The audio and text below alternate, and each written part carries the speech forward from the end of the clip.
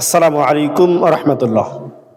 মহান আল্লাহ সুবহানাহু ওয়া তাআলা কুরআনুল কারীমের সূরা জুমআর ৯ নং আয়াতে কারিমার মধ্যে বলেছেন, ইয়া আইয়ুহাল্লাযিনা আমানু ইযা নুদিয়া লিস-সালাতি মিন ইয়াউমিল জুমআতি ফাসআউ ইলা যিকরিল্লাহি ওয়া যারুল বাইন। আল্লাহ সুবহানাহু ওয়া তাআলা বলেছেন, হে ঈমানদারগণ, তোমরা যারা ঈমান এনেছো, জুমার আযান যখন হয়ে যাবে সঙ্গে সঙ্গে তোমরা আল্লাহ জিকিরের জন্য ধাবিত হও এবং দুনিয়াবী সমস্ত বেচাকেনা বাদ দাও। এটাই তোমাদের জন্য বেশি ভালো যদি তোমরা জ্ঞানী হও। সম্মানিত দর্শক শ্রোতা, আজকে জুমার দিন, অবশ্যই যখন জুমার আজানটা হয়ে যাবে আল্লাহ সুবহানাহু ওয়া তাআলার আদেশ হচ্ছে, কথা হচ্ছে, সঙ্গে সঙ্গে আমাদেরকে মসজিদে যেতে হবে।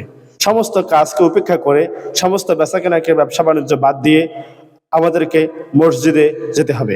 মহান আল্লাহ সুবহানাহু ওয়া তাআলা জুমার দিনে জুমার নামাজ আদায় করার তৌফিক দান করুক। আল্লাহুম্মা আমিন।